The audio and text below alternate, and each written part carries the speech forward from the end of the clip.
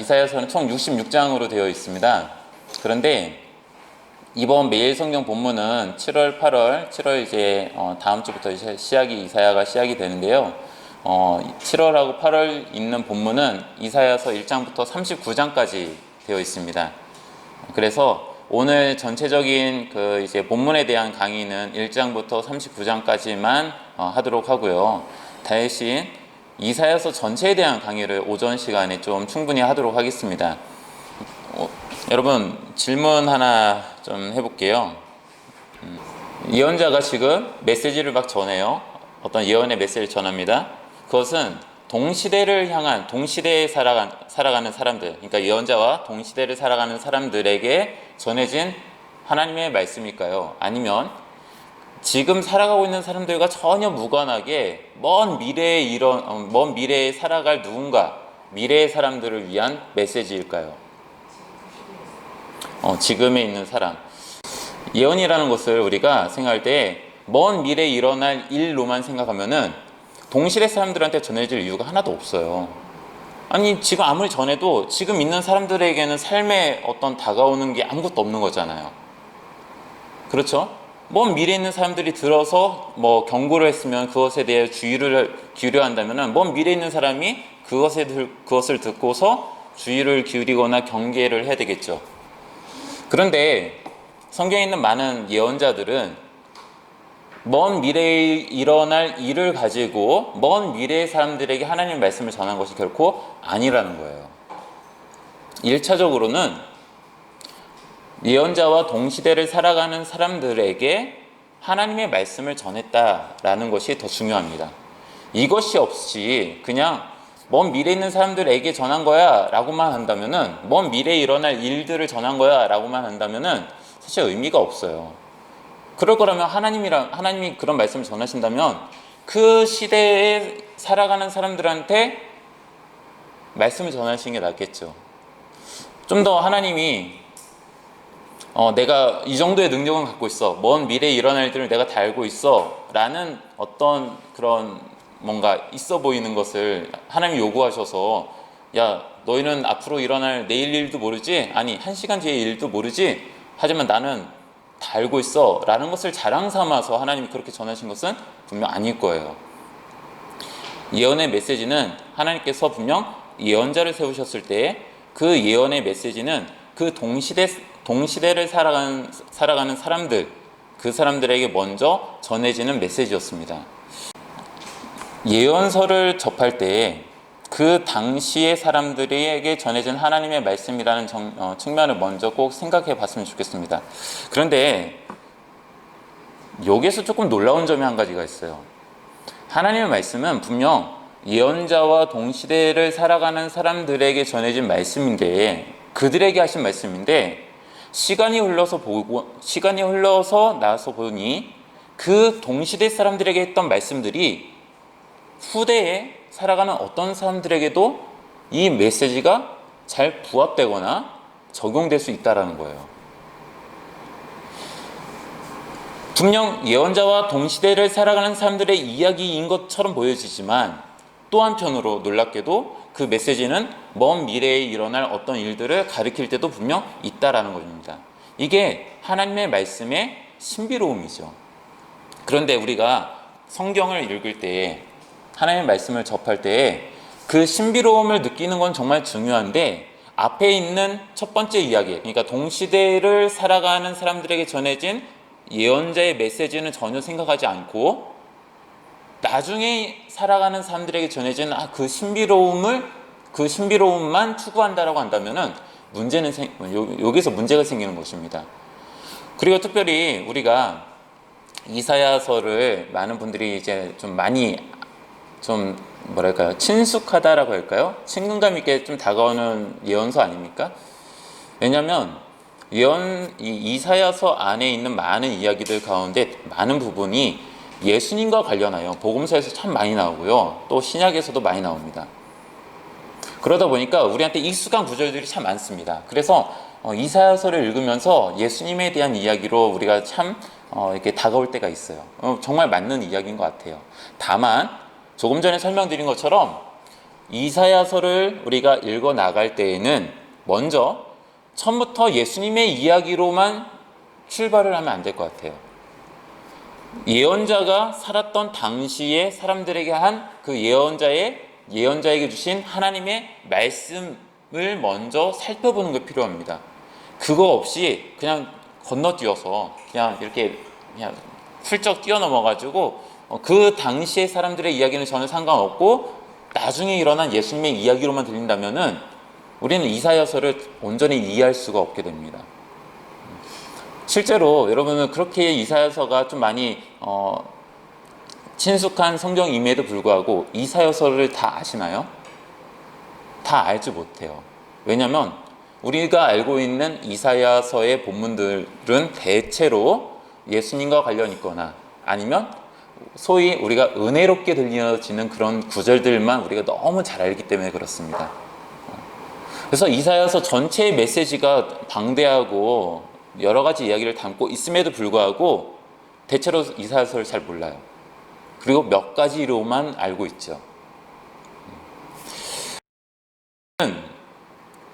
우리가 예언자와 함께 살아가던 동시대 사람들에게 전해진 하나님의 말씀이라는 측면에서 먼저 살펴봤으면 좋겠습니다.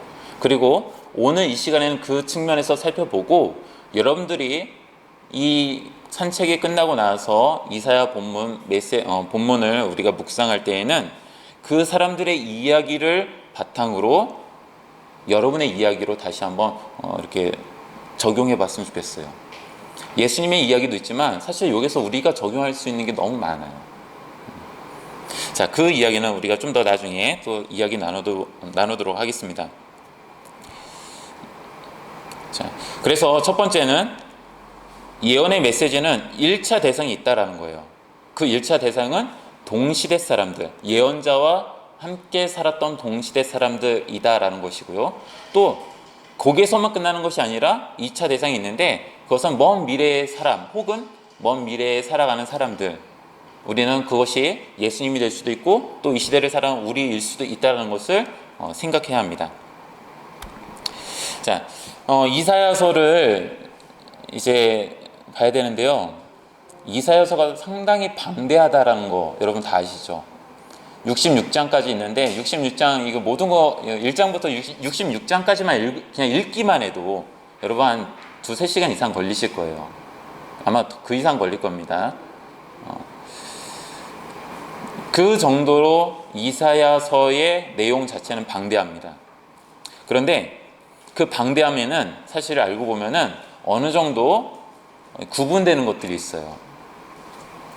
이사야서는 시대적인 상황을 담아내고 있습니다. 그런데 시대적인 상황을 담아내고는 있지만 시대적인 상황을 서술하는 것은 거의 없습니다. 자, 다시 한번. 시대적인 상황을 분명히 이사야서는 담아내고 있어요. 그런데 그것을 어떤 문자적인 표현으로 글로써 서술하는 것은 거의 없어요.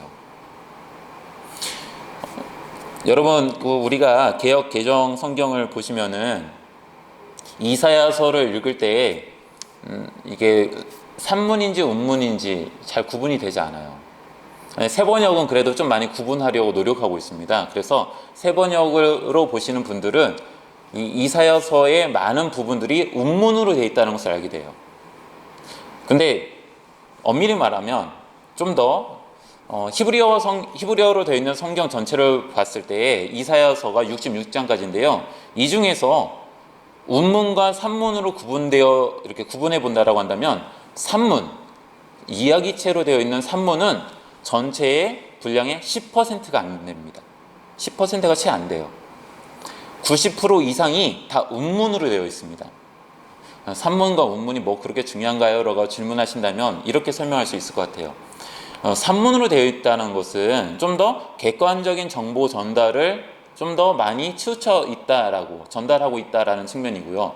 운문으로 되어 있다면은 그것은 뭔가 시적인 느낌, 문학적인 어떤 느낌이 많이 포함되어서 상징적으로 해석해야 될 가능성이 더 높다라는 것입니다. 여러분들 시편을 읽으실 때, 시를 읽을 때 산문으로 읽지 않으시잖아요. 이것은 시다라고 생각할 때 거기 있는 글귀를 어떻게 읽으십니까? 그냥 뭐 이렇게 그 글을 읽으면서 거기에서 말하고자 하는 것이 무엇일까를 좀 더 고민하게 되잖아요. 내 마음은 호수요라고 했을 때 어느 누가 내 마음은 진짜 호수라고 생각하겠습니까? 그거 왜 호수라고 이야기할까? 그것을 좀 더 깊이 생각하게 되죠. 이사야서 전체의 90% 이상은 그런 운문으로 되어 있어요. 그래서 산문으로 우리가 보듯이 여기 이렇게 나와 있으니까 뭐 예를 들어 뭐 2장 3절에 있는 말씀을 보면은 많은 백성이 가며 이르기를 오라 우리가 여호와의 산에 오르며 야곱의 하나님의 전에 이르자 그가 그의 길을 우리에게 가르치실 것이라 우리가 그 길로 행하리라 하리니 이는 율법이 시온에서부터 나올 것이요 여호와의 말씀이 예루살렘에서부터 나올 것임이니라. 자, 이걸 읽을 때 여러분 이 구절을 산문으로 생각하면 어떻게 됩니까? 우리가 산에 올라야 된다. 여호와의 산에 올라야 된다. 야곱의 하나님의 전이 또 있구나. 여호와의 산이 있고 하나님의 전이 또 있구나. 구분되는 것으로 보여지죠. 근데 이것이 운문이고요. 히브리 시의 어떤 특징으로 보면은 이거는 같은 것을 또 동일하게 다르게 표현하는 거예요. 그래서 2장 3절 보면은 오라 우리가 여호와의 산에 오르며와 야곱의 하나님의 전에 이르자 이것이 같은 것을 다양하게 표현하는 방식입니다. 히브리 시의 특징이에요. 그러니까 이것을 산문으로 읽으면 안 되는 거예요. 히브리 시의 특징을 살려가지고 같은 이야기를 두 번 하고 있구나. 근데 이것을 산문으로 이건 서로 다른 거야. 이것도 있고 저것도 있는 거야 라고 생각하면 안 되는 거죠. 그렇게 해석하면 안 되는 거죠. 그리고 율법이 시온에서부터 나올 것이고 여호와의 말씀이 예루살렘에서부터 나올 것이다 라는 이 표현도 동일한 말씀을 다르게 표현하고 있는 거예요. 이게 히브리 시의 운문의 특징입니다. 그래서 예언서를 읽을 때 대체로 예언서들이 산문으로 되어 있지 않고 운문으로 되어 있거든요. 그렇기 때문에 그 운문의 특징을 이해하고 너무 과하게 해석할 필요는 없는 거예요. 하지만 충분히 우리가 그것을 음미해 볼 필요는 있죠. 왜 이렇게 표현할까? 또 왜 이렇게 이야기하고 있을까? 그런 것은 충분히 우리가 생각해 볼 수 있습니다. 자, 다시 돌아와가지고 이사야서 전체 그리고 예언서들 대부분이 그런데요. 산문이 아니라 운문으로 되어 있다. 근데 운문으로 되어 있는데 거기에 어떤 역사적인 사건들을 서술하는 건 아니에요. 하지만 그 운문으로 되어 있는 것들 안에는 역사적인 배경들이 충분히 녹아져 있습니다. 근데 우리가 그 이스라엘의 역사를 모르는데 그 녹아져 있는 역사를 우리가 알 수 있겠습니까? 우리가 이스라엘 안에 일어난 일들을 모르는데 그게 녹아져 있는 표현을 우리가 다 이해할 수 있겠습니까? 이해할 수 없는 거죠. 그렇기 때문에 예언서가 어렵게 다가오는 거예요. 이해하지 못하니까. 여러분들 저는 개인적으로 이렇게 문학 소년은 아니에요. 제가 문학 소년은 아니거든요. 예전에 갑자기 이름이 생각이 안 나죠? 저기 누구죠? 그 죄와 벌 누구죠? 네? 죄와 벌 까라마조프의 형제들 작가 누구죠? 여러분들 생각 안 나시죠? 저도 생각이 안 나요. 아무튼 도스토옙스키 맞아요. 맞습니다. 도스토옙스키 그 이름이 이렇게 안 나오네요. 제가 도스토옙스키의 작품들을 좀 많이 읽어봤거든요. 근데 정말 이해 안 되는 게 너무 많아요. 왜 그런가 봤더니 그 사람이 러시아 작가인데 러시아에 있었던 역사적인 배경들을 깔고 문학을 쓰고 있어요. 근데 제가 러시아에 있는 역사적인 이야기들을 잘 모르니까 이거는 뭘 말하는 건지 전혀 모르는 거예요. 그러니까 너무 엉뚱한 상상을 하게 되는 거죠.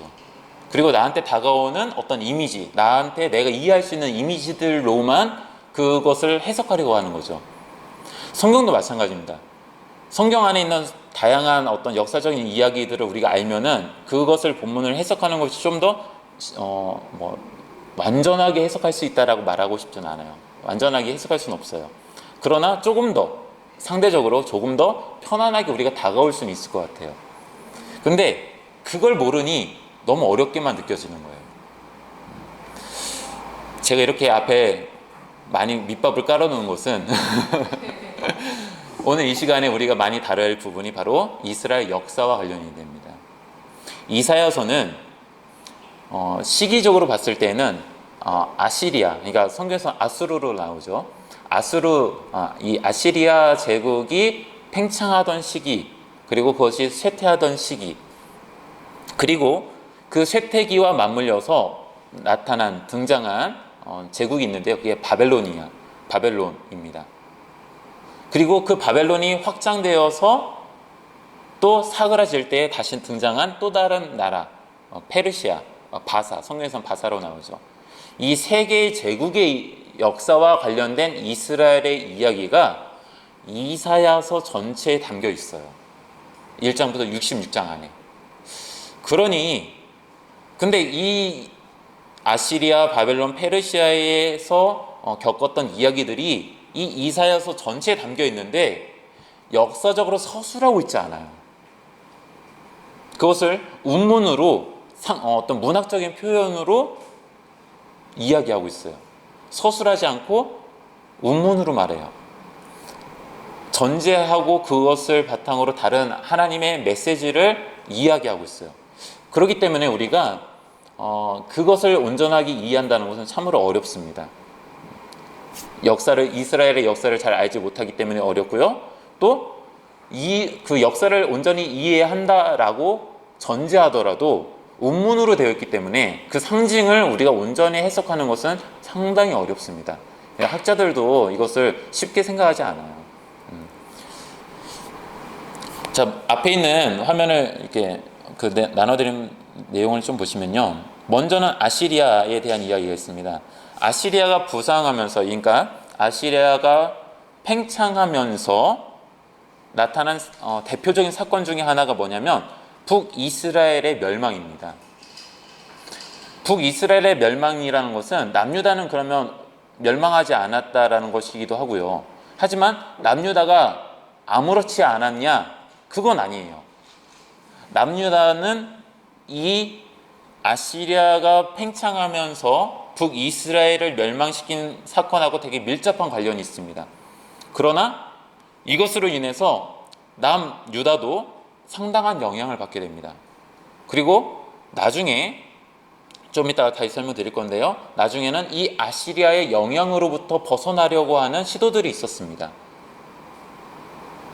자, 아시리아가 그렇게 부상하고 있던 때의 이야기는 특별히 이사야서에서 보면 1장부터 39장에 있는 내용들과 밀접하게 관련이 되어 있습니다. 1장부터 39장. 그리고 그 아시리아가 이제 쇠퇴기를 겪으면서 다시 새롭게 등장한 어느 제국이 있는데 그게 바벨론이라는 제국입니다. 이 바벨론으로 인해서 남유다가 멸망을 해요. 586년에 멸망을 합니다. 이 멸망하고 난 다음에 바벨로니아로 이 포로 생활했던 유다 사람들의 이야기가 바로 이사야서 40장부터 55장 사이에 나옵니다. 이것을 전제로 이사야서 40장부터 55장에 있는 이야기들을 읽어나가는 것이 이사야서 전체를 읽는 데 있어서 중요합니다. 예를 들어 1장부터 39장에 있는 이야기의 흐름으로만 그 흐름으로 계속해서 40장부터 55장을 읽으면 혼란이 생겨요. 자, 그리고 바벨론이 이제 생각보다 제국이 오랫동안 지속되지 않습니다. 생각보다 50년에서 70년 사이에 이제 바벨론이 이제 멸망하는 것으로 보여지는데요. 이 멸망할 때에 등장한 다른 뭔가가 있으니까 이렇게 멸망을 한 거겠죠. 그게 바로 페르시아, 이 바사라고 하는 제국이에요.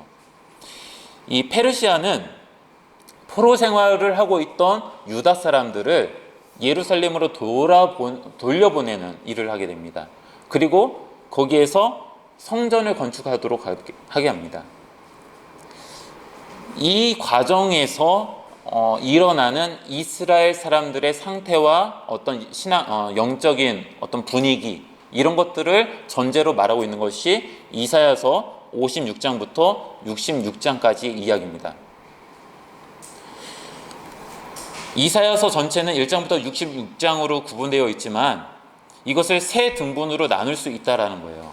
근데 그 세 등분을 나누는 것은 1장부터 39장, 40장부터 55장, 56장부터 66장까지입니다. 근데 이 세 등분은 그냥 아무렇게나 나누느냐? 그건 아니에요. 좀 이따 설명드릴 건데요. 여기에는 문학적인, 그러니까 언어학적으로 봤을 때 충분히 구분되는 부분들이 있어요. 그리고 내용상으로도 주제가 달라져요. 저는 이사야서 전체를 세 개의 세 등분으로 나눴을 때 각 파트의 주제를 저는 첫 번째 1장부터 39장을 심판이라고 저는 묘사를 했습니다. 이건 뭐 사람들마다 다를 수 있습니다. 그러니까 학자들마다 목사님마다 다를 수 있는데요. 저는 이렇게 생각합니다. 심판, 1장부터 39장은 심판. 가장 큰 주제는 심판이다. 물론 여러분 읽으시면은 중간중간에 회복을 말하고요. 또 변화를 이야기하는 것도 있어요. 없는 건 아니에요. 그러나 큰 틀에서 1장부터 39장은 심판의 이야기다. 그리고 40장부터 55장 이 이야기는 회복에 대한 이야기다. 바벨론 시대를 배경으로 하고 있는 그때의 주님은 하나님께서는 선지자를 통해서 그 시대를 살아가는 사람들에게 회복을 말씀하셨다. 그리고 세 번째, 그것이 40장부터 55장이고 세 번째, 페르시아 시대를 살아가던 유대인들, 이스라엘 사람들, 이 사람들은 이제 예루살렘으로 돌아온 사람들로 보여지는데 이 사람들에게 그 시대를 살아가던 선지자는 변화를 촉구하는 메시지를 전했다라고 저는 표현하고 싶습니다. 그래서 1장부터 39장은 아시리아 시대를 살아가는 이스라엘 사람들에게 전해진 이사야의 메시지인데 그것은 크게 심판을 말하고 있고 40장부터 55장은 바벨론 포로 생활을 하고 있던 유대인들을 향하여 전해진 이사야라고 하는 이사야로 대표되는 어떤 예언자의 그 메시지인데 그때는 회복을 전하고 있다. 그리고 56장부터 66장은 페르시아 시대를 살아가는 이스라엘 사람들에게 특별한 예언자들이 나타나서 하나님의 말씀을 전하는데 그것은 변화를 촉구하는 이야기다. 자, 이 중에서 오늘 전체 강의는 1장부터 39장까지 이야기, 심판에 대한 이야기입니다. 그래서 재미가 없을 것 같아요. 우리가 좋아하는 거는 40장부터 55장에 있는 회복에 대한 이야기를 상당히 좋아해요. 예. 아마 이 파트에서 여러분들 뭐 읽거나 뭐 이런 거 또 이렇게 좀 많이 암송하시는 구절들도 있을 텐데요. 회복에 있는 파트를 대부분 좋아하죠. 앞에 1장부터 39장에 있는 이야기를 좋아하지 않아요. 왜냐면 심판에 대한 이야기. 그래서 빨리 1장부터 39장을 빨리 후딱 지나고서 40장부터 이어지는 어느 그 좀 분위기 전환되는 그 메시지를 좋아합니다. 그거 아십니까? 1장부터 39장에 있는 이야기가 정말로 징글징글한 것 같이 느껴지지만 정말 괴롭고 정말 절망적인 상황을 살아가는 것처럼 느껴지지만 이 이야기를 거치지 않고서는 40장 이후의 이야기는 나오지 않는다라는 거예요. 이것을 여러분이 꼭 기억하셨으면 좋겠습니다. 매일 성경 이번 본문이 7월과 8월이 1장부터 39장이라고 했죠. 40장부터 66장의 이야기는 내년에 나옵니다. 내년에 등장합니다. 그래서 아마 이번 달과 다음 달 이사야서를 묵상하실 때에 어떤 분들은 너무 괴로울 수도 있어요. 계속 심판에 대한 이야기만 나오니까 계속 이런 이야기만 하니까 조금 싫을 수 있어요. 좋은 이야기도 몇 번입니까? 3-4번. 그런데 이 심판에 대한 이야기가 거의 근 2달 동안 이어지니 아마 우리가 이 이야기를 읽으면서 정말로 좀 주눅들 수도 있어요. 근데 그 주눅든 필요는 전혀 없는데 다만 제가 말씀드리고 싶은 것은 그 기간 동안 안에 이스라엘 사람들이 겪었던 그 삶의 어떤 고통, 고난, 알 수 없는 그들이 당하는 그런 환난, 이런 것들을 이 사람들이 어떻게 생각했을까 한번 생각해 보셔도 좋을 것 같고요. 그리고 하나님이 왜 이렇게 징글징글하게 계속 말씀하시는가 좀 생각해 보셔도 좋을 것 같습니다. 우리가 이 단계를 거치지 않고 40장으로 빨리 가고 싶은 마음은 사실 우리 모두에게 있어요. 그러나 이 시간이 정말로 오랜 시간 동안 이루어진 일이다라는 것을 여러분 기억하셨으면 좋겠습니다. 이스라엘 역사를 봐도 마찬가지입니다. 자, 드린 거 참고하셔서 보시고요. 제가 정리한 건데요. 이스라엘 그 왕국의 그 왕들의 도표를 제가 좀 정리했던 것을 좀 이렇게 같이 삽입을 했습니다. 오늘 우리가 보고 있는 것은 이제 두 번째 페이지로 넘어가면요. 그 도표 중에 두 번째 페이지 보면은 왼쪽 상단에 위쪽에 이사야라고 표시되어 있는 거 보이시나요? 네.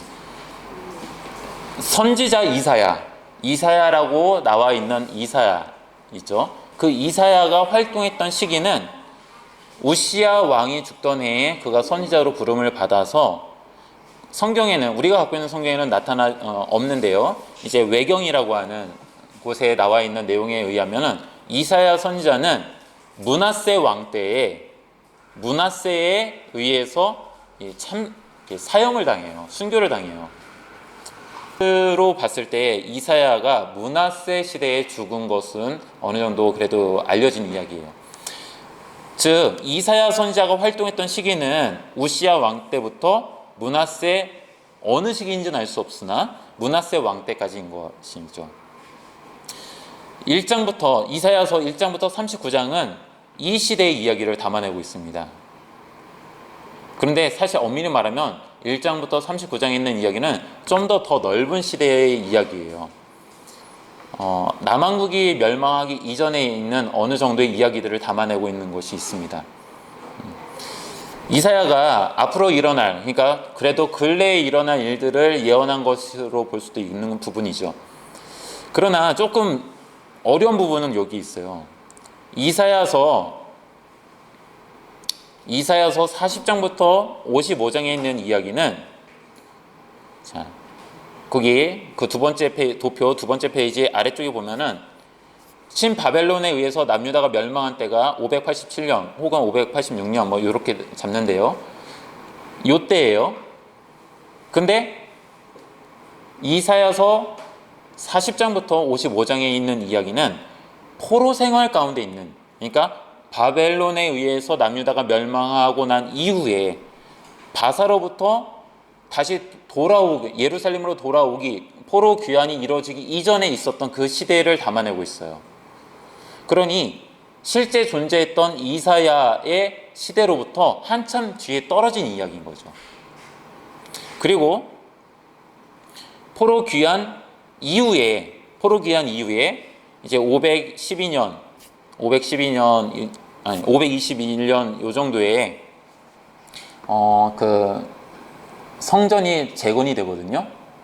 처음 성전의 이름을 1차 성전을 솔로몬 성전이라고 합니다. 솔로몬 시대에 지어진 그 성전이 1차 성전이고요. 2차 성전이 바로 포로 귀환, 바사에 의해서, 페르시아에 의해서 예루살렘으로 돌아온 이스라엘 백성들이 무너진 바벨론에 의해서 완전히 멸망당할 때에 완전히 함께 없어졌던 그 예루살렘 성전을 페르시아 시대의 포로 생활을 끝내고 귀환한 사람들이 다시 솔로몬 성전이 있던 그 자리에 성전을 다시 건립하는 거예요. 재건하는 거예요. 그게 2차 성전이에요. 그것을 일컬어서 사람들은 수룹바벨 성전이라고 이야기합니다. 그래서 수룹바벨이라는 사람이 이제 지도자로서 이 건축을 했기 때문에 수룹바벨 성전이라고 하는 거고요. 근데 이 수룹바벨 성전이 계속해서 남아요. 언제까지 남아있냐면 신약시대까지 남아요. 그리고 신약시대에 헤롯 왕이 복음서에 나오는 예수님이 활동하셨던 당시에 있던 그 헤롯이 있죠. 그 가문이 있는데, 원래는 가문인데요. 그 헤롯 가문이 이 스룹바벨 2차 성전을 더 확장한 것이 복음서에 나오는 성전이에요. 확장해 가는 거죠, 복음서에는. 왜냐하면 그게 다 끝난 게 아니었으니까 계속 확장해 가고 웅장하게 지었어요. 하지만 포로 귀환 시대에 세워졌던 2차 성전인 스룹바벨 성전은 되게 단촐하고 볼품없는 성전이었다. 근데 그것은 그대로 간직한 채 그 주변 확장을 이룬 것이 헤롯 성전이라고 우리가 소위 말하는 복음서에 등장하는, 신약에 등장하는 성전입니다. 자, 그런데 이 성전이 되던 그 즈음이에요. 그 즈음. 혹은 이게 성전이 지어졌는지 안 지어졌는지 정확하게 저는 잘 모르겠어요. 근데 이사야서 55장부터 66장까지 나와 있는 이야기는 그때를 배경으로 하고 있습니다. 이사야서가 갖고 있는 그 방대함이 있어요. 어쩔 수 없어요. 우리가 이사야를 제대로 묵상하려면 이 방대함을 이겨내야 되는 방법밖에 없습니다. 극복하지 못하면은 이사야서를 우리가 온전히 좀 묵상하는 것이 힘들어집니다. 근데 이 방대함의 가장 큰 이유는 시대적으로 아주 오랜 시간 동안 이어진 이야기이기 때문이다라는 것을 설명드렸습니다. 자, 다음으로 넘어가가지고 전체는 심판, 회복, 변화라는 어떤 세 가지 파트로 있는데, 이곳에서 오늘 우리가 중점적으로 다룰 것은 1장부터 39장 심판에 대한 이야기입니다. 그럼 그 심판은 하나님 왜 심판을 왜 말씀하셨는가? 이것을 우리가 좀 알아가는 것이 필요할 것 같습니다. 39장의 이야기의 시작은 이사야 이야기라고 보면, 이사야가 어느 왕 때부터 시작을 했죠? 자, 1장 1절을 한번, 이사야 1장 1절을 한번 보시겠습니까? 1장 1절 한번 같이 읽겠습니다. 시작. 유다 왕 우시아와 요담과 아하스와 히스기야 시대에 아모스의 아들 이사야가 유다와 예루살렘에 관하여 본 것이라. 자, 왕들의 이름이 나오죠. 누구 나오죠? 우시야, 요담, 아하스, 히스기야. 므낫세는 안 나왔어요. 그런데 유대인들의 전승에 의하면 아까 말씀드렸던 외경에 나와 있는 내용을 보면 므낫세 시대에 죽임을 당했다라는 것이죠. 그러면 이 우시아는 그 나눠된 도표에 보면은 왕이 있고 왕 아래에 그 점선이 있어요. 점선의 색깔이 있습니다. 우시아는 무슨 색입니까? 여러분 도표에 무슨 색으로 되어 있나요? 없나요? 왕 이름이 있고 왕 이름을 점선이 있죠. 무슨 색으로 되어 있나요? 초록색. 아사리아라고 되어 있죠. 아사리아, 우시아. 이게 성경에서 두 가지 이름이 나와요. 자, 초록색이 되어 있고, 그 다음에 요담은 무슨 색입니까? 초록색. 아하스는 무슨 색입니까? 무슨 색? 빨간색. 히스기야는 초록색. 므낫세는 빨간색. 무슨 표시냐면요, 초록색은 성경에서 선한 왕으로 인정한 사람, 빨간색은 악한 왕으로 성경이 말하고 있는 사람이에요. 그러면 자, 오늘 내용으로 보면 우시아는 어떤 왕입니까? 성경이 말하기를 선한 왕, 요담은 선한 왕, 아하스는 악한 왕, 히스기야는 선한 왕, 므낫세는 악한 왕이 되겠죠. 자, 이사야가 처음 활동했던 시대는 우시아 왕 때예요. 우시아가 죽던 해죠. 그러니까 요담이 왕이 되던 때부터라고 보면 될 것 같아요. 이때부터 이사야가 활동을 한 것으로 보여집니다. 그러나 본격적인 이사야의 메시지는 언제부터냐면요, 아하스 왕 때예요. 아하스 왕 때. 이 아하스 왕 때의 이야기가 1장부터 39장 그 전체에서 앞부분에 할당되어 있습니다. 그 이야기는 이제 본문 좀 이따가 이제 본문으로 들어갔을 때 좀 더 설명을 드릴게요. 아하스 왕 때에 어떤 일이 있냐면요, 이런 일들이 있습니다. 아까 그 열왕 도표를 좀 보시면서 설명드릴게요.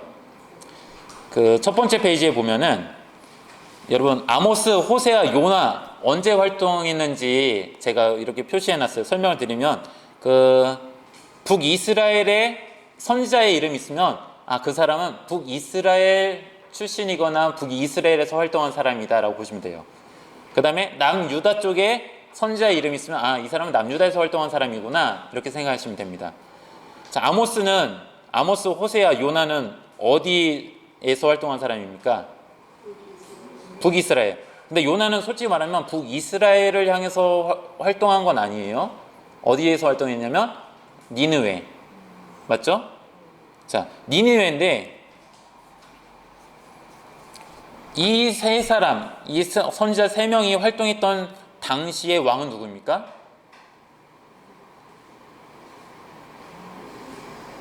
누가 왕이죠? 이 사람들은 어디서 활동했죠? 북이스라엘. 그 북이스라엘의 왕은 누구죠? 여로보암 2세. 그렇죠. 여로보암 2세는 북이스라엘 왕들 중에서요, 북이스라엘을 가장 강대했던 전성기의 왕이에요. 그래서 풍요로웠고 나라의 힘이 제일 셌던 때예요.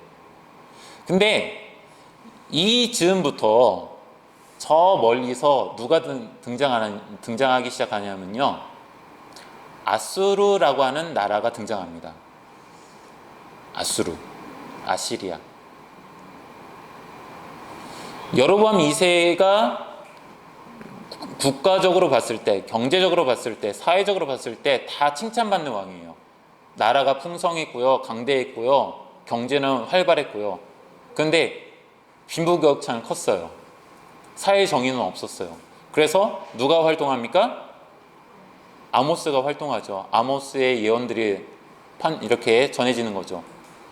근데 그들의 그러한 것들이 종교적으로도 너무 극악한 이야기였어요. 하나님을 떠난 사람들의 이야기였어요. 그 이야기 속에서 호세아 선지자가 메시지를 전했죠. 그들이 자신들이 그렇게 잘 살아가는 때를 살아가다 보니 너무 잘 살아가는 거예요. 아무 일 없는 평안하다, 너무 좋은 거예요. 국가적으로 번성하고 힘이 있는 나라를 세워가니까. 그때 하나님이 그 이스라엘을 향하여 앞으로 일어날 뭔가를 보여주셨어요. 그게 뭐냐면 요나를 통해서 니느웨라고 하는 도성에 하나님의 메시지를 전하는 일. 근데 이방 민족이잖아요. 이 이방 민족이 누구입니까? 바로 아수르의 기원이 되는 니느웨예요. 아수르가 이때부터 확장하는 시기와 맞물립니다. 여로보암 2세 때는 국력이 좋아서 아수르가 확장해도 이때는 문제가 되지 않았어요. 그러나 여로보암 2세가 죽자마자 나라는 혼란에 빠져요. 계속 모반이 일어나요. 왕이 바뀌는데 다른 사람들이 와서 죽이고 자기가 왕이 되고 하는 이야기가 북이스라엘에서 있어요. 그런데 그런 혼란함 속에 국외에서, 바깥에서는 아수르가 부강해지고 강성해지면서 점점 조여오는 거예요. 이때 아수르의 왕은 누구냐면요, 티글랏 빌레셀 3세라고 하는 왕입니다. 좀 이따 설명드릴 겁니다. 이 왕 때에 아수르는 확장을 제일 많이 합니다. 여로보암 2세가 끝나는 시점과 아수르의 왕이 서로 바뀌는 거예요. 그래서 아수르가 확장이 되면서 부강해지고 더 많은 제국을 이루기 시작합니다. 그때 이스라엘에게도 이 위험이 닥쳐옵니다. 그 도표에 보면은 이제 베가라고 하는 왕이 북이스라엘 왕 중에 나오죠. 여로보암 2세 다음에 스가랴, 살룸, 무나헴, 부가히야, 그 다음에 베가라고 하는 왕이 나옵니다. 근데 이미 무나헴 때에 무나임 때에 이 티글라 빌레셋 3세가 북이스라엘을 점령을 했었어요. 그래가지고 조공을 받아가고요. 이미 속국이었어요. 여러분, 성경에서 조공을 바친다라고 한다면 그거는 이미 속국이에요. 속국의 지위에 있는 거예요. 독립국으로서의 지위가 아니에요. 속국의 지위예요. 그래서 조공을 바쳤다 그러면 속국이 됐구나 라고 생각해도 되는 거예요. 북이스라엘은 이미 아시리아의 속국과 같은 삶을 살아가고 있는 거죠. 이때 이미. 근데 베가가 그 아시리아에 대항하여 반역을 일으킵니다. 충분히 있을 수 있는 이야기죠. 여러분, 우리가 일본에게 침략당했을 때 우리나라 사람들 가만히 있었습니까? 뭔가 독립운동하고 전쟁 일으키려고 하고 했잖아요. 주권을 회복하려고 했죠. 북이스라엘도 마찬가지였어요. 북이스라엘도 주권을 회복하고 일어나려고 했어요. 그게 베가 때의 이야기예요. 근데 이 베가라고 하는 왕이 혼자의 힘으로는 할 수 없으니 누구랑 같이 손을 잡냐면은 아람이라고 하는 나라와 손을 잡습니다. 시리아, 아람. 여러분, 여러분이 잘 아는 지명이 다메섹. 사도 바울이 예수님을 만났던 다메섹 있죠. 그 다메섹이 시리아, 아람이라고 하는 나라의 수도거든요. 자, 그 아람이라는 나라와 북이스라엘이 손을 잡고서 아수르의 반역을 일으킨 거예요. 이미 조공을 바치고 있었지만은 조공을 바치지 않고 나 이제는 독립국으로서 살아갈래 라고 해요. 그런데 자기들만의 힘으로는 좀 어려워요. 그래가지고 누구의 힘을 요청하냐면은 더 많은 나라들이 함께 아수르에 대항하자라는 측면에서 남유다에게도 손을 내밉니다. 남유다에게 손을 내밀어요. 그때의 왕이 누구냐면 아하스 왕이에요. 아하스, 요담이 아니고 아하스. 아하스 왕 때 이런 일이 있어요. 그런데요, 남유다가 북이스라엘과 아람의 이 연합군에 같이 합동해가지고 아시리아와 같이 싸우느냐? 그렇지 않아요. 어떻게 하냐면은 아하스는 얘네들한테 붙는 것보다 아수르에 붙는 게 더 낫다라고 생각했어요. 그래가지고 지금 북이스라엘과 아람이 주군이죠. 아수르가 주군이거든요. 이 봉신국인 얘네들이 지금 반역을 일으켜가지고 주군한테 지금 반기를 들었습니다라는 이야기를 하면서, 그러니 북이스라엘과 아람은 남유다를 가만둘까요? 가만두지 않아요. 그래서 북이스라엘과 아람이 남유다를 침공합니다. 이때 침공할 때 아하스가 아시리아한테 도움을 요청해요. 얘네들이 나 때려요 하고서 도움을 요청하니까 아시리아가 이 두 나라를, 북이스라엘과 아람을 공격합니다. 그래가지고 그때에 아시리아가 다 이겨요. 아람이라는 나라는 이때 사라지고요. 북이스라엘은 왕이 바뀌어요. 호세아로. 그때 이제 호세아가 어떻게 하냐면, 호세아는 원래 그 신하였는데 베가를 죽이고 내가 왕이 됐고요, 항복할게요 라고 했어요. 그러니까 아시리아 입장에서는 왕이 바뀌었어요. 왕이 바뀌었고 바뀐 왕이 나한테 항복한대. 그러니까 멸망시키진 않았어요. 그래서 그 호세아를 왕으로 인정해줘요. 하지만 까불면 죽어 이렇게 하는 거죠.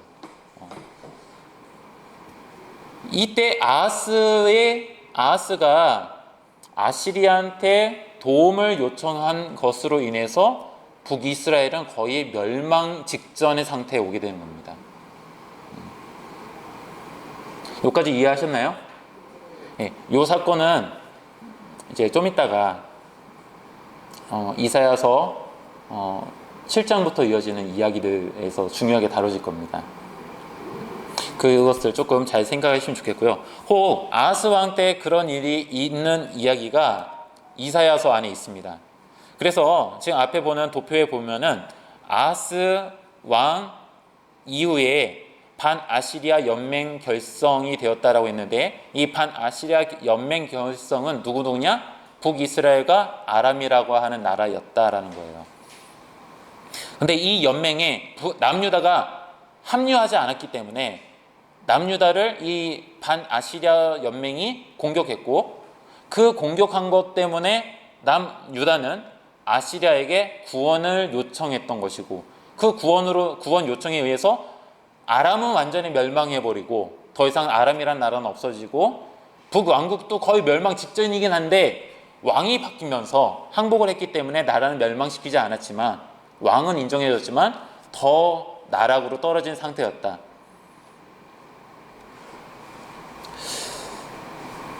근데 이때 자 보세요. 이 당시의 왕이 누구냐면 아까 말했던 그 디글랏빌레셀 3세예요. 디글랏빌레셀 3세 때의 아시리아 왕이 디글랏빌레셀 3세인데, 이 왕은 정말 나라를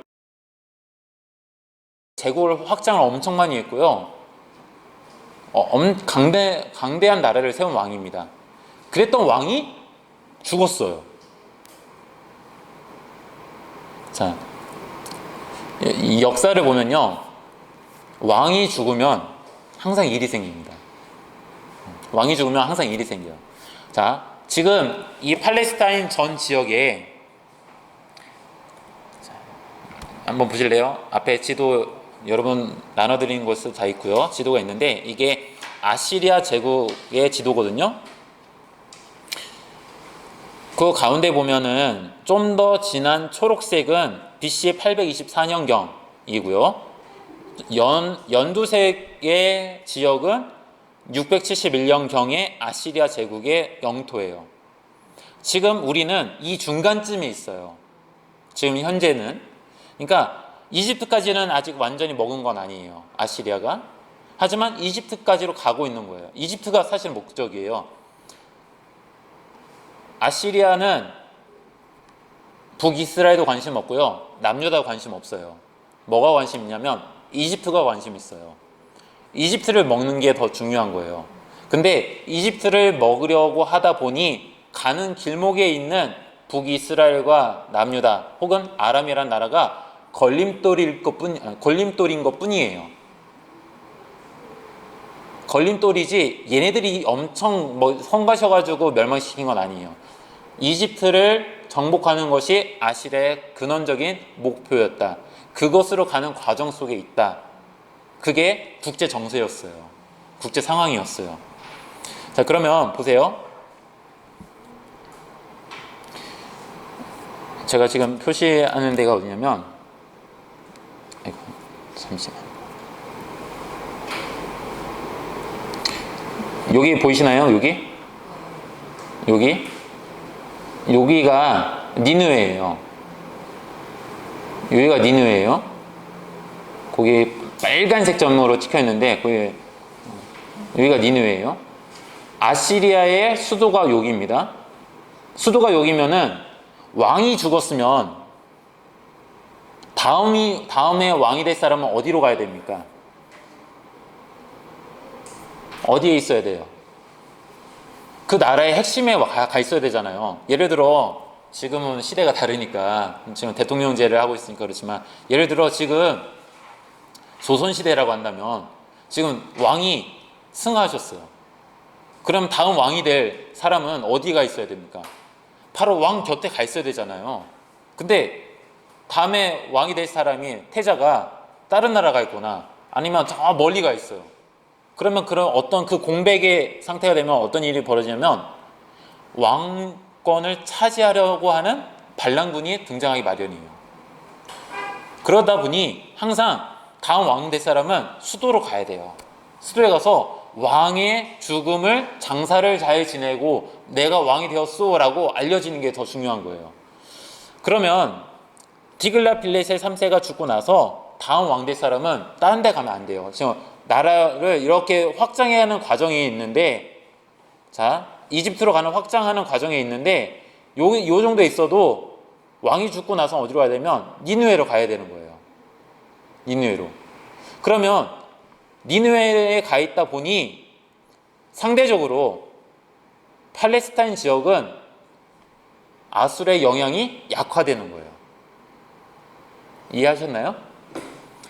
아수르의 속국이에요. 하지만 왕이 될 사람이 지금 부재하다 보니, 왕이 이곳에서 있지 않다 보니, 자기가 지금 왕이 되는 것이 더 급해서 지금 수도로 가다 보니 신경 쓸 데가 없는 거예요. 지금처럼 통신이나 교통이나 이런 것들이 발달했던 시대가 아니잖아요. 왕이 뭔가 가서 해야 되는데 그러지 못하니 왕이 있는 수도에 있다 보니 상대적으로 팔레스타인 지역이 무방비 상태가 되는 거죠. 그때 북이스라엘에서 호세아가 북이스라엘의 그 베가 왕을 죽이고 자기가 왕이 된 사람이잖아요. 아수르한테 항복했잖아요. 그런데 이 호세아가 보니까 그 강대했던 디글라빌레셀 3세가 죽고 나니 그 다음에 그 시기가 이때야. 우리나라가 다시 여로보암 2세 때처럼 강대해질 수 있는 시기는 이때야 라고 생각해요. 그래서 이집트와 손을 잡습니다. 그래가지고 아시리아에 대항하는 반란을 꿈꿔요.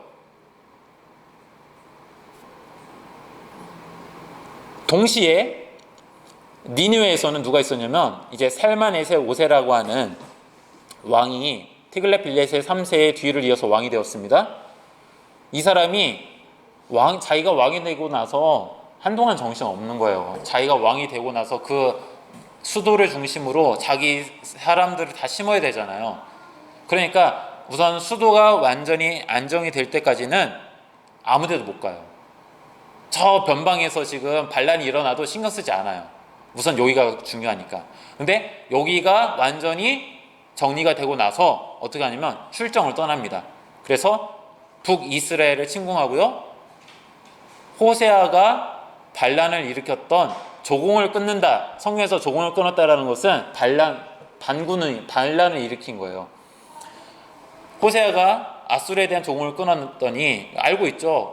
조공 끊었어? 나한테 반란을 일으키네.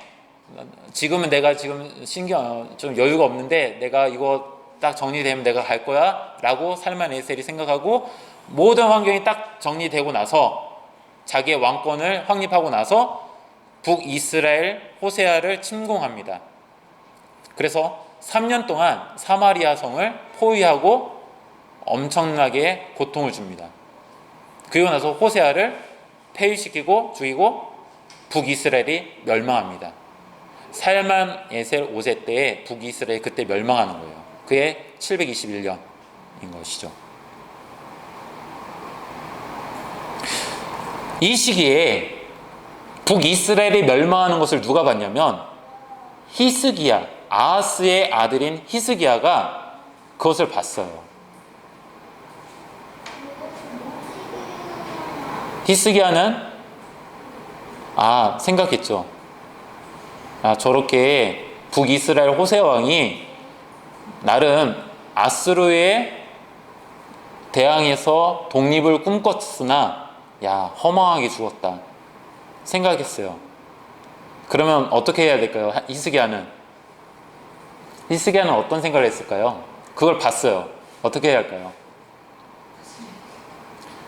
쥐 죽은 듯이 살아야 되겠다 라고 생각할까요? 아니면 나는 저렇게 하면 안 되겠다, 내가 한다면 저렇게 하면 안 되겠다 라고 생각할까요? 전자, 후자? 전자라고 생각하시는 분? 후자라고 생각하시는 분? 후자입니다.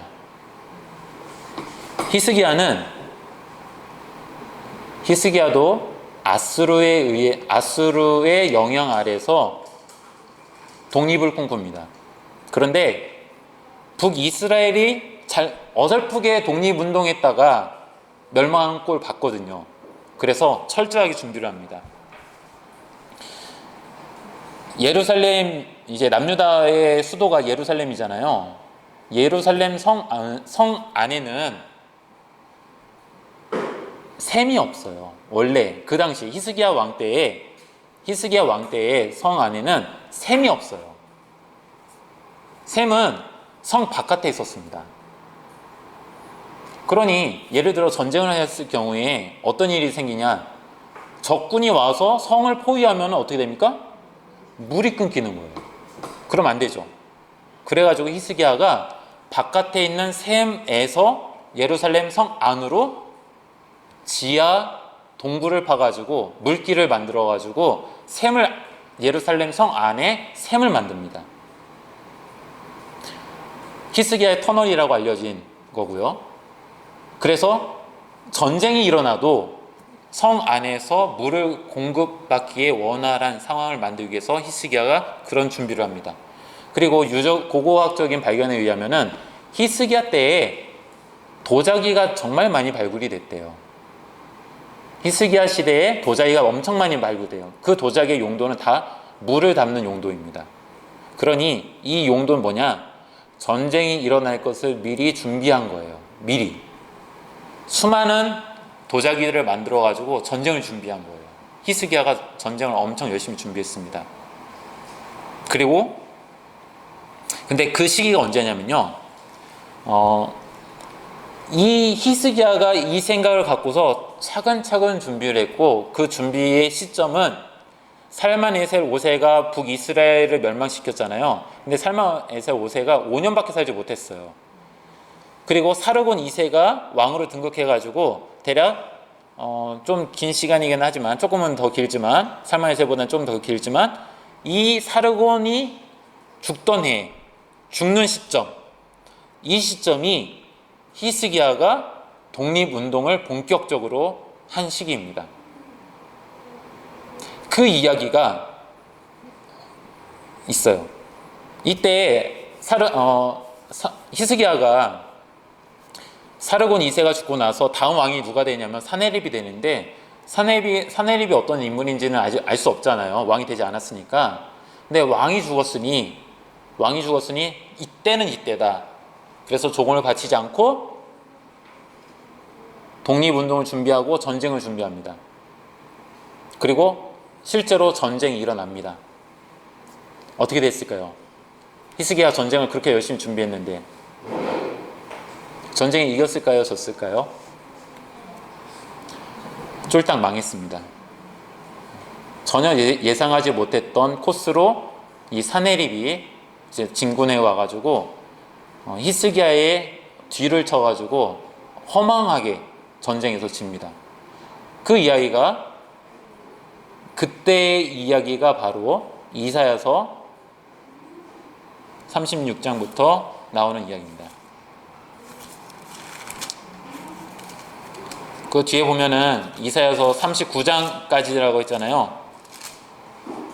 36장부터 아수르가 예루살렘을 정복한 이야기가 나오는데요. 바로 이때 이야기예요. 사네립이라는 것은 왕이고요. 그 앞에 이제 사네립이 직접 등장하진 않죠. 랍사게라고 하는 장군이 나와서 자신의 왕인 사네립의 이야기를 전달하는 이야기들이 계속 나오는 건데요. 그 이야기가 바로 지금 말씀드린 히스기야가 아수르를 대항하여 독립운동했던 때 이야기입니다. 자, 히스기야는 독립운동을 하고 이렇게 뭔가 자기가 왕으로서 독립을 하고 좀 확장을 하려고 했으나 실패하고 만 것이죠. 이때도 이사야가 활동을 했습니다. 이때 이사야는 어떤 메시지를 전했는지 그 이야기가 1장부터 39장 안에 있는 거죠.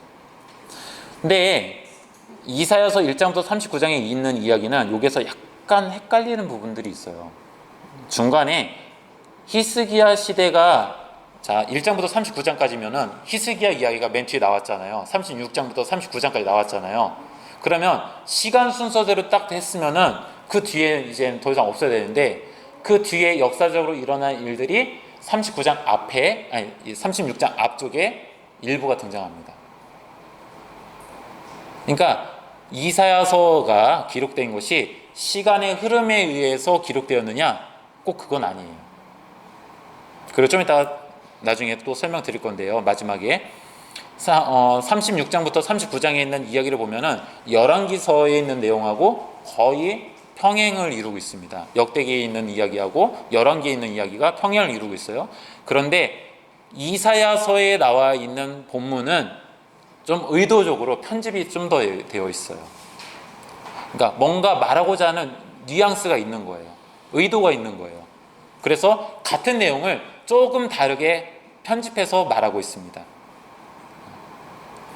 1장부터 39장에 있는 이야기를 우리가 역사적인 순서대로 기록되었느냐? 대체로는 그렇게 이해할 수 있으나 반드시는 아니다. 중간에 다른 이야기가 여기에 껴들기도 한다. 그런 이야기를 좀 말씀드릴게요. 이사야서 1장부터 39장에 있는 이야기들이 처음에 말씀드린 것처럼 시대적인 배경을 갖고 있어요.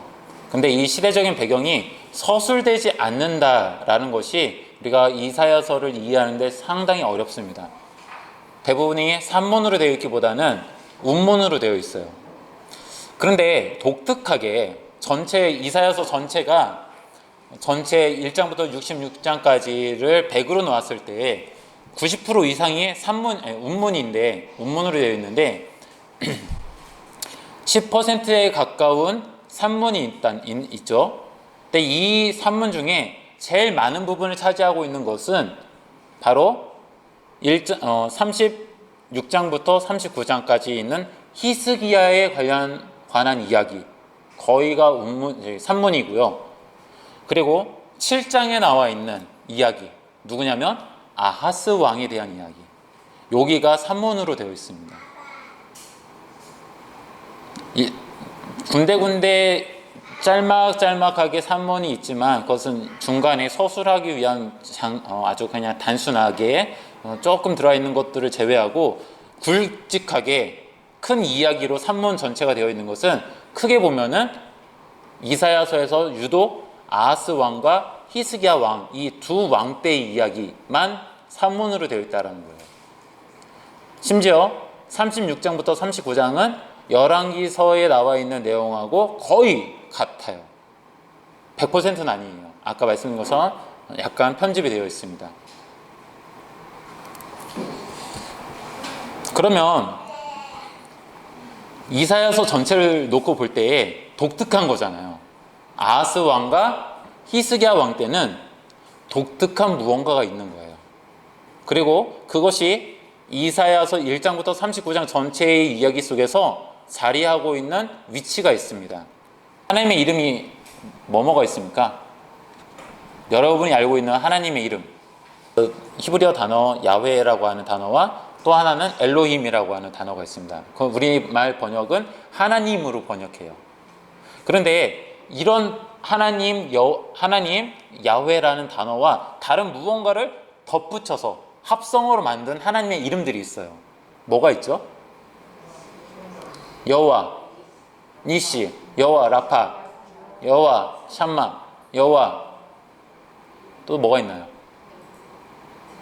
여호와 이레, 뭐 여러 가지 이름들이 있어요. 그게 다 하나님을 가리키는 이름이긴 해요. 그런데 이사야서에서는 그 다른 이름들이 많음에도 불구하고 유독 많이 나오는 하나님의 이름이 있습니다.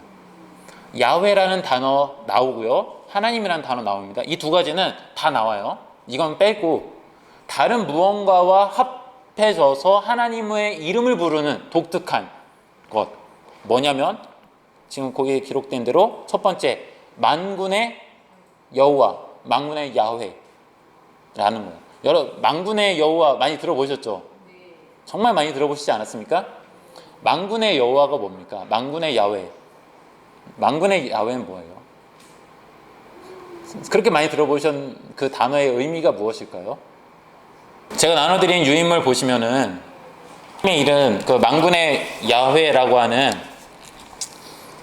부분이 있죠. 그 앞에 있는 단어를 이제 야훼라고 하는 그 히브리어 단어가 요드헤 바헤라고 하는 그 단어가 야훼라는 발음으로 하는 거고요. 우리말에서는 그러니까 개역 개정에서는 여호와로 번역이 되어 있고 새 번역에서는 주님으로 번역을 주로 합니다. 이 단어는 유대인들 자체는 아도나이로 대체해서 불렀어요. 이것을 발음하지 않았어요. 이 글자가 나오면은 발음하지 않고 그냥 아도나이로 읽었어요. 아도나이, 나의 주님.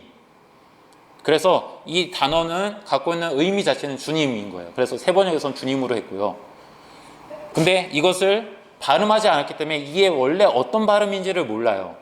하지만 학자들이 연구한 결과 그래도 야훼라고 하는 단어에 가까울 것이다 라고 생각하는 거예요.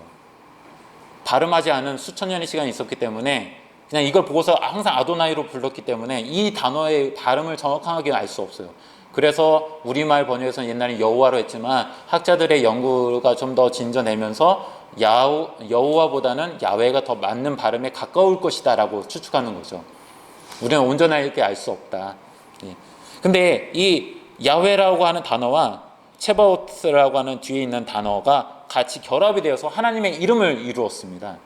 그래서 이것을 우리말 번역에서는 만군의 여호와 혹은 만군의 야훼라는 표현으로 사용하고 있어요.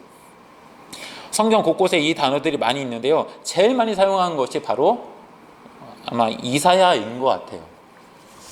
이사야서 안에서 만군의 여호와라고 하는 단어를 사용한 곳들을 제가 거기다 표시를 해놨습니다. 질문할게요. 파트 1, 1장부터 39장, 파트 2, 40장부터 55장, 파트 3, 56장부터 66장. 어디에 제일 많이 이 단어가 사용되었습니까? 파트 3? 파트 1. 맞죠? 확연하죠? 자, 제가 이것을 여러분 나눠드린 교재 뒤에 보면은 가이드 맵이 있어요. 가이드 맵에는 제가 이걸 어떻게 표시했냐면은 그 구절 뒤에 만군의 여호와는 겨자색의 별표로 표시를 했습니다. 겨자색의 별표로 하나는 만군의 여호와가 여기 한 번 사용됐다. 이 단락에서 한 번 사용됐다. 두 개는 두 번, 세 개는 세 번 이렇게 사용되는 횟수만큼 제가 별 표시를 해놨어요. 그리고 그 뒤에 이스라엘의 거룩한 이, 좀 이따가 설명드릴 그 이스라엘의 거룩한 이는 파란색 동그라미로 표시를 했어요. 일부러 이렇게 표시를 해놨습니다. 자, 다시 돌아와가지고 만군의 여호와라는 단어는 3장에 제 파트 3에서 나오지 않아요. 그리고 파트 2에서 40장부터 55장에서는 나오긴 나오는데 상대적으로 보면은 이 파트 1보다는 덜해요. 그런데 이것을 조금 더 면밀하게 살펴보면은 파트 1하고는 또 다른 분위기라고 볼 수 있습니다. 단어는 사용하지만은 분위기는 다르다. 자, 그러면 만군의 여호와라는 말이 갖고 있는 의미가 무엇인가? 여기서 만군이라고 할 때는 모든 군대를 의미한다고 봐도 돼요. 신적인 하나님의 군대. 만군의 여호와라는 것은 하늘 군대를 이끄시는 대장이라는 의미하고 같아요. 하늘 군대를 이끄시는 대장이 하나님이시라는 얘기예요. 하늘 군대는 왜 필요합니까? 여러분 오늘 오실 때 하나님이 이곳까지 보호해 주시려고 하늘 군대를 대동해서 이곳까지 인도해 주셨어요? 그럴 때 필요할까요? 아니면 여러분은 이곳까지 올 때 나를 에스코트 해주시는 하나님의 군대가 필요해요 라고 생각하십니까? 아니면 주님 저 오늘 가는데 저 함께 해요 라고 하는 함께 하시는 하나님을 생각하십니까?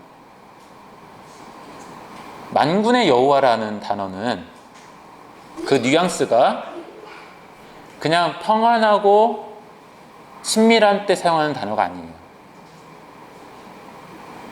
만군의 여호와, 만군의 야훼, 이 단어는 대체로 무력적인 상황을 요구할 때 뭔가 폭력적인 것 같은 뭔가 하나님의 강권적인 그런 힘, 이것이 요구되어지는 상황 속에서 이 단어, 즉 하나님의 이름이 불려진다라는 거예요. 하나님의 이름이라는 것이요, 아까 말했던 것처럼 다른 것들과 결합될 때, 여러분 오늘 내가 어디 아팠는데 주님께 기도했더니 하나님이 나를 고쳐주셨어 라고 할 때 어떤 이름을 여러분 떠올리십니까? 여호와 이레? 여호와 라파. 오늘 내가 어디 갔는데 뭐 일이 너무 순조롭게 잘 되더라. 정말 하나님은 정말 이런 하나님이야 할 때 어떤 이름을 부르십니까? 여호와 이레. 마찬가지로 하나님의 이름은 그 상황과 적절한 이름이 사용되어져요.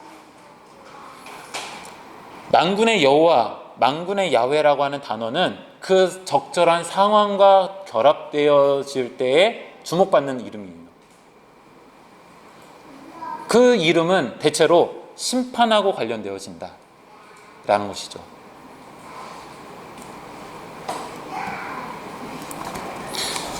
그래서 제가 이렇게 우리가 이사야서를 읽으면서 하나님 어떤 분이신가를 볼 때에 이 하나님의 이름을 그냥 몇 번 사용됐어 라는 정도는 다 말할 수 있어요. 근데 이거를 어디에 사용됐는지를 살펴보는 게 더 중요한 것 같아요. 어디에서 하나님의 이름이 이렇게 불려지는가. 우리가 봤더니 적어도 40장 이후로는 그 이름이 현저하게 줄어든다. 그리고 56장부터는 한 번도 나오지 않는다. 근데 여러분 56장부터 66장까지를 읽어보시면 하나님의 심판의 이야기가 아예 안 나오나요? 하나님의 심판의 이야기가 하나도 안 나오나요? 56장부터 66장까지 나와요. 하나님이 거기서도 마치 전쟁을 하시는 것처럼 막 심판하시겠다는 내용들이 나와요. 그런데 놀라운 건 만군의 여호와라는 이름이 나오지 않는다는 거예요. 그러니까 분위기가 완전 달라지는 거예요. 이것을 캐치하는 것은 정말 대단한 겁니다. 그 뉘앙스, 하나님께서 심판을 말하시지만 천군 천사를 대동원해 가지고 어떤 불과 같은 것으로 이렇게 우리를 심판하시는 하나님이냐? 뒤에는 전혀 그렇지 않다는 거예요. 심판은 나오지만 그러나 1장부터 39장에 나왔던 그 하나님의 이름으로는 불려지지 않는다. 거의 비슷한 맥락에서 나오는 또 하나님의 이름이 바로 이스라엘의 거룩한 자, 카도시 이스라엘이라고 하는 단어입니다. 형용사를 써가지고 어떤 사람을 의미하고 있는데요. 이스라엘의 거룩한 자로 보통 나와요. 이사야서에서 25번 이 이름이 나오는데 다른 어떤 성경보다 이사야서가 유독 이 이름을 고집스럽게 사용하고 있습니다. 만군의 여호와보다는 조금 덜 사용된 것처럼 보여지지만 성경 전체를 놓고 봤을 때 이사야서가 제일 많이 사용하는 단어예요. 근데 이 말은 어디에서 많이 사용됩니까? 파트 1, 2, 3 중에 파트 1, 2, 3 중에 1하고 2에서 거의 비슷하게 사용되고 있어요. 그러나 파트 3에서는 사용이 좀 현저하게 많이 떨어져요. 60장에서만 2번 되었는데 그것도 인용 방식 정도로만. 그러니까 이런 것을 그냥 인용한 표현이지 직접적으로 설명하는 건 아니에요. 거의 없다고 봐도 돼요. 그러면 이스라엘 거룩한 자는 어떤 분이신가? 이스라엘의 거룩한 자를 아는 거는 본문을 통해서 사실 봐야지만 조금 더 이렇게 다가오는 부분이 있습니다. 근데 조금 설명을 드리면 이래요. 하나님은 거룩하신 분이십니까? 거룩하지 않으신 분입니까? 거룩한 분이시죠. 근데 하나님은 거룩한 분이다라는 건 충분히 우리는 다 이해해요. 근데 이스라엘의 거룩한 자는 뭘까요? 이스라엘의 거룩한 자. 여기는 이런 게 있어요. 레위기에도 나오는 것처럼 나는 거룩하니 너희는 마음대로 살아도 된다? 아니, 거룩해라. 너희도 거룩해라. 내가 거룩하니 너희도 거룩해라. 라는 요청이 있어요. 마치 그런 것처럼 이스라엘의 거룩한 자라는 의미는 하나님이 거룩하시기 때문에 거룩한 삶을 요청하는 부분들이 있다. 그런데 요청만 하는 것이 아니라 전체 사용된 것들을 살펴보면은 요청했을 때 그 요청이 이루어지지 않는다면 어떻게 될까요? 심판이 같이 있을 수도 있다는 거예요. 강한 메시지가 있는 거예요. 이스라엘의 거룩한 자라는 것이 그냥 단순히 하나님의 이름이냐, 그냥 하나님을 그냥 높여서 부르는 것이냐, 그 사용된 것들을 우리가 살펴볼 때에 단순한 이름이 아니라 거기에 사용되어진 하나님의 의도가 분명히 있다, 담겨 있다. 거기에는 거룩함을 요청하는 것과 그 요청이 거절되었을 때의 어떤 상황도 함께 전제되어지고 있는 이름이, 하나님의 이름이 이스라엘의 거룩한 자다라는 거예요. 그런데 그 동일한 표현이 파트 2에서는 심판과 맞물리기보다는 격려, 위로, 구원의 하나님을 묘사할 때 더 많이 사용된다는 거예요. 하나님은 거룩하신 분이 내가 너희를 이렇게 해줄게 라는 맥락에서, 그러니까 같은 이름이긴 한데 어떤 맥락에서 이 이름이 사용되느냐에 따라서 그 뉘앙스가 달라지는 거죠. 그래서 이사야서를 읽을 때 이 두 가지 하나님의 이름, 만군의 야훼, 만군의 여호와, 이스라엘의 거룩하니, 이 두 가지 이름이 따로따로 나올 때도 있고요, 같이 나올 때도 있어요. 같은 한 구절에서 같이 나올 때도 있어요. 그때 이 이름들을 한번 주목해서 한번 좀 묵상해 보시면 좋을 것 같아요. 하나님의 이름이 나올 때 그 이름이 의도하는 것이 무엇인가, 그래서 같이 살펴보시는 게 좋을 것 같습니다. 시간이 좀 많이 이제 돼가는데 요거까지 좀 설명드린 다음에 이제 오후 시간으로 넘어가면 될 것 같은데요. 네, 이 가이드맵, 이사야 가이드맵이 있는데요. 저는 항상은 아니고 제가 목표하고 있는 것이 있습니다. 제가 이제 성경 66권에 이 가이드맵을 다 만드는 게 제 개인적인 그 목표거든요. 엄밀히 따지면 이건 가이드맵이라기보다는 그냥 각 성경의 구조를 지금 보여주고 있는 거예요. 근데 구조는요, 정답이 없어요. 사실은 정답이 없어요. 그래서 학자들마다 예를 들어 이사야면은 이사야서 주석을 쓴 분들이나 그런 분들을 다 이렇게 목록을, 그러니까 이 구조를 이렇게 비교해 보면은 다 달라요. 특별히 이사야서는 학자들마다 견해가 다 다릅니다. 왕도라고 할 수 있는 것이 거의 없어요. 그러나 대체로 많은 이들이 1장부터 40장까지, 그 다음에 1장부터 39장까지, 그 다음에 40장부터 55장까지, 그 다음에 56장부터 66장까지는 큰 틀 안에서는 동의해요. 물론 이거 거부하시는 분들도 있어요. 그리고 또 제가 이번에 그 맨 뒤에 가이드맵 맨 끝에 제가 참고한 주석서 두 개를 이제 표시를 해놨는데, 이 제가 참고한 주석서는 이 가장 많은 사람들이 보편적으로 인정하고 동의하는 1장부터 틀을 다 인정하지 않아요. 이분들은 되게 권위 있는 분들이거든요. 그만큼 이사야서는 구조를 살피기가 더 어렵다라는 거예요. 왜 그럴까? 방대하기도 하고 그 안에 들어와 있는 함축적인 의미들이 너무 많다. 그리고 그 의미가 아까 말한 것처럼 서술되는 어떤 사건을 서술하는 거라면 좀 더 명확하게 구분이 되는데, 대부분 운문으로 되어 있다 보니 그 의미가 모호한 것들이 너무 많다라는 거예요. 그래서 이것을 어떻게 하면 조금 더 전체를 잘 이해할 수 있을까라는 것을 보여주는 게 사실 구조예요.